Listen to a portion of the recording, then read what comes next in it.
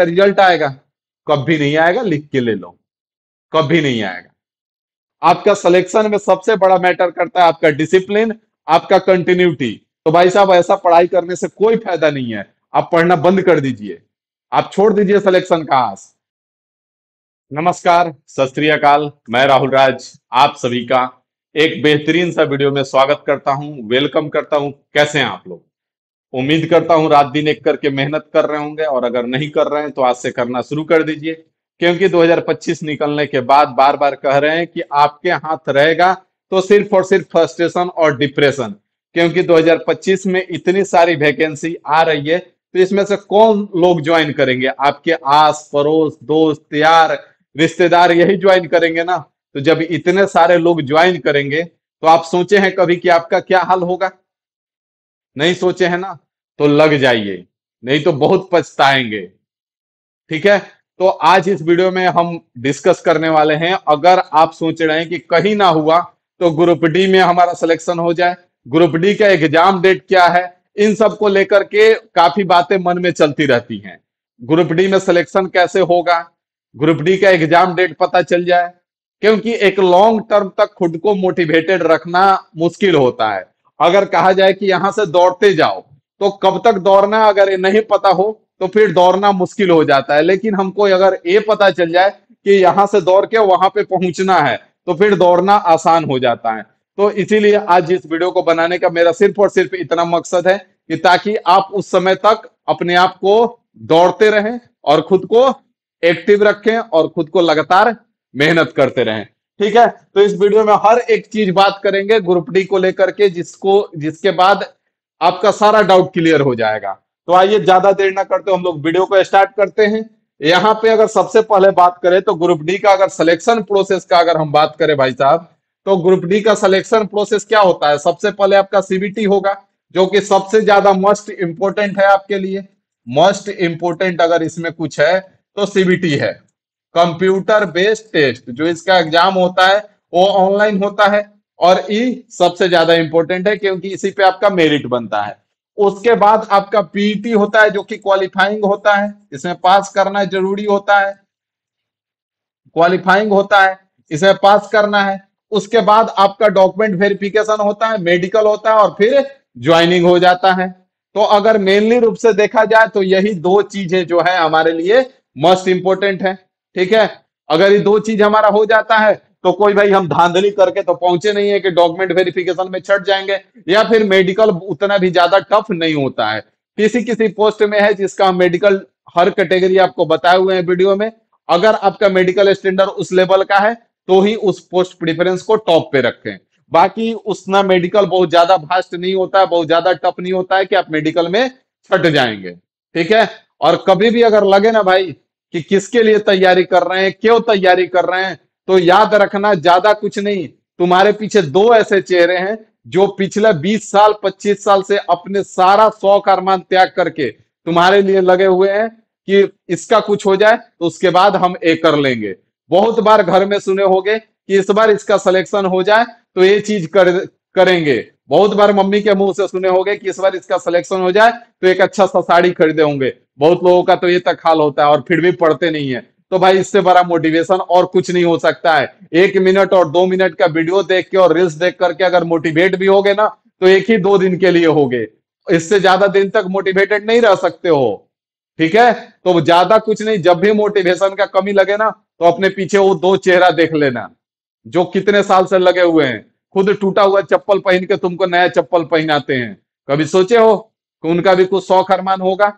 जो रील्स देख रहे हो, जो वीडियो देख रहे हो, उसको देख करके क्या कर रहे हो? उसका शौक अरमान पूरा कर रहे हो। जो वीडियो कंटेंट क्रिएटर है वो काहे के लिए वीडियो बना रहे हैं? ताकि तुम देखो। तो वो तो अपना शौक अरमान पूरा कर ले रहे हैं, वो बीएमडब्ल्यू से घूम रहे हैं, मर्सिडीज से घूम रहे हैं, और तुम्हारे पास मोटरसाइकिल तक नहीं है। तो कभी सोचे हो कि तुम्हारा भी तो शौक अरमान होगा कि कभी एक बार माँ बाप को प्लेन का सफर करा दें? तो अपना शौक अरमान पूरा करने पे टाइम दो भाई, दूसरे का कब तक पूरा करते रहोगे? ठीक है, तो वीडियो में आगे बढ़ते हैं, यहां पे आ जाइए। अगला है यहाँ पे स्टेज ऑफ जो एग्जाम होगा हमारा, तो बता दिए आपको कि कंप्यूटर बेस्ड टेस्ट होगा, उसके बाद पीईटी होगा, और उसके बाद आपका डॉक्यूमेंट वेरिफिकेशन, मेडिकल होगा, उसके बाद ज्वाइनिंग होगा। क्वालिफिकेशन सबको पता होता है, 10th होता है। ठीक है, जो लोग अभी तक फॉर्म नहीं डाले हैं, अगले बार के तैयारी में लगे हुए हैं, अगला बार का सोच रहे हैं कि अगला बार ग्रुप डी में हम सिलेक्शन लेंगे, तो उनको बता दें कि क्वालिफिकेशन जो होता है 10th पास होता है। और जो इसमें आपका जो एज लिमिट होता है वो आपका 18 से लेकर के 33 साल तक होता है। ठीक है, बाकी जो लोग फॉर्म भर चुके हैं उनके लिए ये चीज नहीं है। अब आ जाइए आगे। तो अब आगे आपका मोस्ट इंपोर्टेंट यहाँ पे ध्यान दीजिए, जो आपका एग्जाम होता है वो आपका 4 पार्ट में बटा हुआ रहेगा। पहला जो है आपका जनरल साइंस रहेगा, ठीक है, 25 क्वेश्चन। मैथमेटिक्स आपका 25 क्वेश्चन और रीजनिंग आपका 30 क्वेश्चन। बाकी आपका बच गया जनरल अवेयरनेस और करंट अफेयर 20 क्वेश्चन। टोटल जो क्वेश्चन रहता है वो 100 क्वेश्चन रहता है। टोटल टाइम रहता है 90 मिनट का।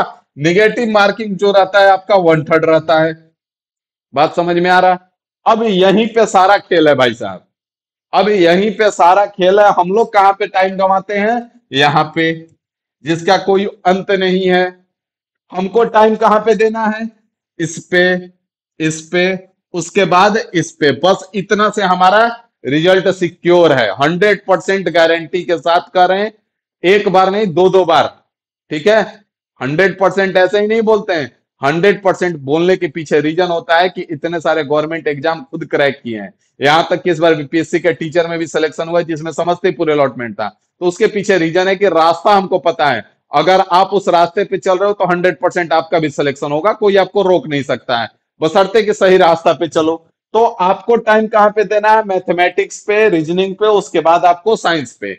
एक एक करके सबका सिलेबस ही बताएंगे, टेंशन नहीं लेना है। निगेटिव मार्किंग आपका 1/3 रहेगा। आपको 25, 25, 50 और 30, 80 नंबर पे काम करना है। और इतना स्ट्रॉन्ग काम करना है ना कि इस 80 नंबर में 70 नंबर स्कोर कर दें। ठीक है, और इस 70 नंबर स्कोर करना बड़ा चीज नहीं है। आप इसमें 55 में 50 तो आराम से ला सकते हो। 50 प्लस, 50 प्लस इसमें आराम से ला सकते हो। और साइंस का भी सिलेबस एक लिमिटेड है, तो इसको भी पढ़ोगे ना तो 15-20 आसानी से आ जाएगा। और 70 नंबर आ गया ना तो तू तो टॉप पोस्ट पे क्वालिफाई हो जाओगे भाई।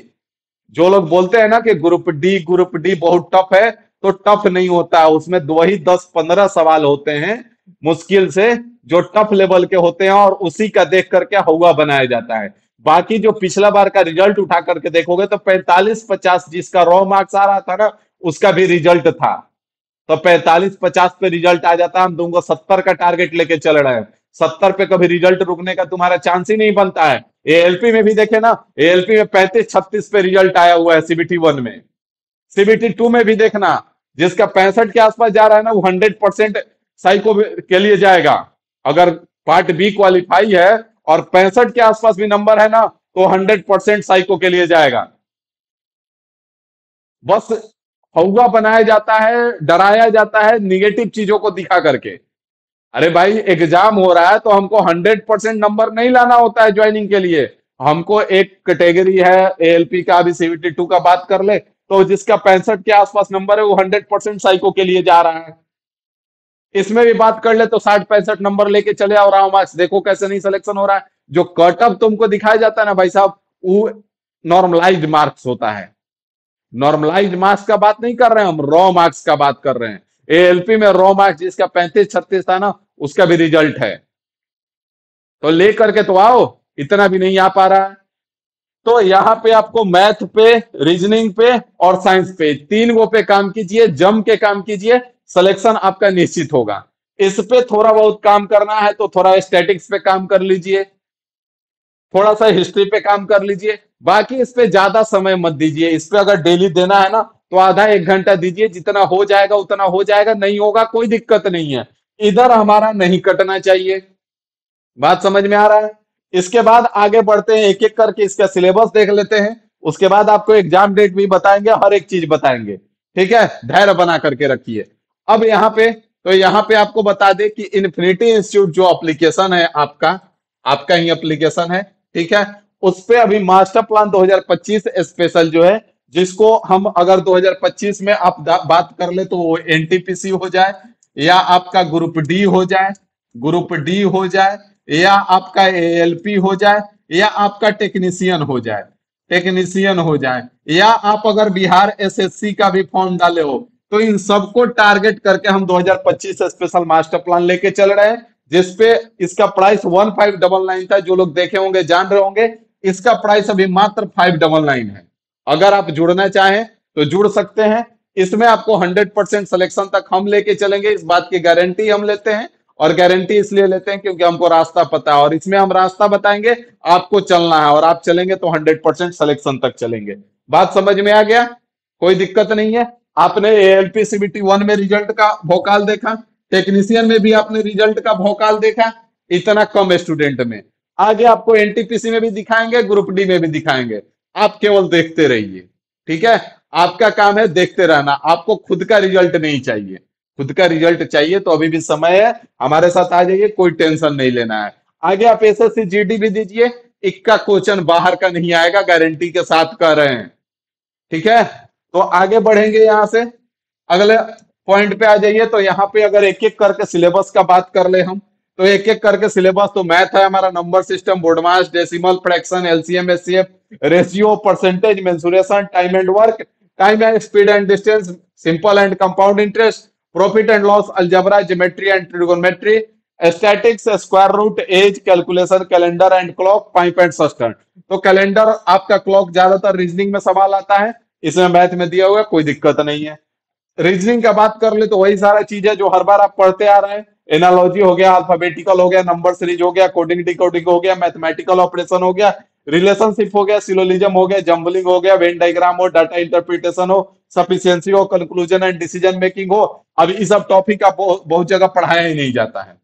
Conclusion and decision making, statement and conclusion, बहुत सारे लोग तो सिलोजिज्म और स्टेटमेंट एंड कंक्लूजन को सेम टॉपिक मान के चलते हैं, क्योंकि पता ही नहीं है, सही रास्ता ही नहीं पता है, सही से पढ़ाया ही नहीं गया है। तो रीजनिंग का आपका सिलेबस हो गया, साइंस में आपका फिजिक्स हो गया, केमिस्ट्री हो गया, और बायोलॉजी हो गया, 10th लेवल का रहेगा, कोई ज्यादा टफ नहीं होता है। उसके बाद अगर जनरल अवेयरनेस में आपको पढ़ना है, तो जैसे साइंस एंड टेक्नोलॉजी थोड़ा सा पढ़ लीजिए, स्पोर्ट्स पढ़ लीजिए, इस सब पे थोड़ा सा काम कीजिए, बाकी ज्यादा पे आपको काम इसमें नहीं करना है, ऊपर ही ध्यान देना है। ठीक है, यहां तक कोई दिक्कत नहीं है। इसके बाद यहाँ पे आगे बढ़ेंगे, तो आप जब रिटर्न क्वालिफाई करके जाते हैं, तो आपका जो फिजिकल होता है वो 35 केजी का वेट उठा करके 100 मीटर का डिस्टेंस पहले 2 मिनट में कवर करना होता है।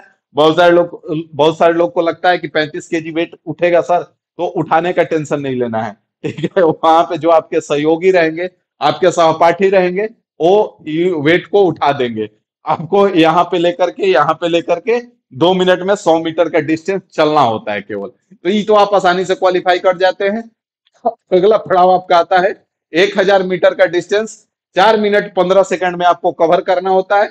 इसका थोड़ा सा आपको प्रैक्टिस करना होता है, इसका प्रैक्टिस कर लेंगे कोई दिक्कत नहीं होगा। ईमेल कैंडिडेट के लिए हो गया। उसके बाद अगर फीमेल कैंडिडेट का बात करें तो 20 केजी का वेट लेकर के 100 मीटर का डिस्टेंस 2 मिनट में, और 1 किलोमीटर का डिस्टेंस आपको 5 मिनट 40 सेकंड में कवर करना होता है। तो यहाँ पे थोड़ा सा प्रैक्टिस का जरूरत होता है, बाकी और कोई खास प्रैक्टिस का जरूरत नहीं होता है, बहुत ज्यादा इसमें रनिंग नहीं है। ठीक है, अब आते हैं आगे। तो आगे एग्जाम डेट से पहले बात कर ले आपका कि मैथ और रीजनिंग पे तो आपको काम करना ही करना है, बेहतर काम करना है। मैथ और रीजनिंग पे तो आपको काम करना ही करना है, रीजनिंग पे। ठीक है, मैथ रीजनिंग पे एक बढ़िया समय दीजिए। उसके बाद आप साइंस पे दीजिए। ठीक है, साइंस पे दीजिए। और उसके बाद आप किस पे देंगे? उसके बाद आप थोड़ा सा जो भी करंट अफेयर वगैरह है तो पढ़ना है तो ठीक है, नहीं तो कोई दिक्कत नहीं है। उसके बाद आप सिंपल सा है मॉक टेस्ट पे टाइम दीजिए। ठीक है, ये 4 चीज पे टाइम दीजिए बेहतर ढंग से। ये 4 चीज पे टाइम देंगे, 100% सिलेक्शन आपका होगा। कोई रोक नहीं सकता है, किसी का इतना औकात नहीं है कि आपका सिलेक्शन रोक दे। ठीक है, हम गारंटी लेते हैं, अगर ये 4 चीज पे आप काम कर रहे हैं तो आपका कोई सिलेक्शन रोक नहीं सकता है। अब बहुत सारे लोगों का रहता है कि सर जी अभी मैथ पूरा कंप्लीट नहीं है, सर जी अभी रीजनिंग पूरा कंप्लीट नहीं है, सर जी मॉक टेस्ट कैसे दे सर जी। भाई साहब, अगर इसका 20% 25% भी पढ़े हो, ठीक है, अगर इसका 25% भी पढ़े हो, इसका 25% भी पढ़े हो, तो मॉक टेस्ट देना स्टार्ट कर दो। ठीक है, भले अल्टरनेट मॉक टेस्ट दो, एक एक दिन बीच करके एक दिन मॉक टेस्ट दो, अगला दिन एनालिसिस करो। इस मॉक टेस्ट का सबसे ज्यादा इंपॉर्टेंस कब होता है? जब आप एनालिसिस बेहतर करते हो, तब जाकर के इसका फायदा होता है। बहुत सारे लोग मॉक टेस्ट डेली देते हैं लेकिन उसका एनालिसिस ढंग से नहीं करते हैं, दिक्कत यहीं पे आता है। मॉक टेस्ट देंगे, सेम सवाल 4 सेट बाद रिपीट होगा, सेम गलती फिर से चौथा सेट में करेंगे। तो भाई मॉक टेस्ट देना बड़ा बात नहीं है, मॉक टेस्ट का एनालिसिस करना बोर्डिंग काम होता है और इसको आपको बेहतर करना है। आप एनालिसिस में जो सवाल आपके बने हैं उसको भी देखना है कि आप जो कॉन्सेप्ट लगाए हो और वहां पे जो कॉन्सेप्ट लगाए दोनों में कहीं ज्यादा का डिफरेंस तो नहीं है। जो क्वेश्चन आप तुक्का मारे हो उसको भी आपको देखना है और जो क्वेश्चन आप छोड़े हो उसको भी आपको देखना है। प्रतिदिन देखना है एक एक सेट का। एक इसके लिए कॉपी बना लेना है जिसपे आपका शॉर्ट नोट्स बनेगा। उसमें जो भी कॉन्सेप्ट है जो भी आपका तरीका है उस सब उस पे नोट करते चलना है। बात समझ में आ गया। ये चार चीज पे आप काम करेंगे सबसे बेहतर रहेगा। अगर आप मॉक टेस्ट अब अभी तक कहीं नहीं ज्वाइन किए हैं तो हम कहते हैं कि सबसे बढ़िया मॉक टेस्ट जो है टेक्स्ट बुक का है। क्योंकि कोई भी मॉक टेस्ट अभी लेकर के आता है तो उसके लिए सबसे बड़ा दिक्कत होता है कि उतना कम प्राइस में अफोर्ड कर पाना मुश्किल होता है। ठीक है। तो इसीलिए सबसे बढ़िया है टेक्स्ट बुक आप ज्वाइन कर लीजिए। अगर आपको कूपन कोड चाहिए तो आपको डिस्क्रिप्शन में लिंक मिल जाएगा। वहां से आप ज्वाइन करते हैं तो आपको एक्स्ट्रा 12% का डिस्काउंट मिल जाएगा। ठीक है। और आप इसका पास प्रो ज्वाइन कीजिएगा। 500-600 रुपया लगेगा। 2-3 साल का रहता है एक ही बार में। ठीक है। आप इसके बाद टेक्स्ट बुक का एक बार ज्वाइन करने के बाद आपको फायदा क्या होता है कि आप ग्रुप डी दो, एएलपी दो, एसएससी जीडी दो, टेक्नीशियन दो, एनटीपीसी दो, एसएससी सीजीएल दो, सीएचएसएल दो, एमटीएस दो, स्टेट गवर्नमेंट का कोई भी एग्जाम दो, सबका आपको मिल जाएगा। तो यहाँ पे पास प्रो में आपको फायदा होगा कि प्रीवियस ईयर भी रहता है। तो प्रो ज्वाइन करेंगे उससे प्रीवियस ईयर का पहले दे लीजिए। मॉक टेस्ट देना स्टार्ट कीजिए तो सबसे पहले प्रीवियस दीजिए।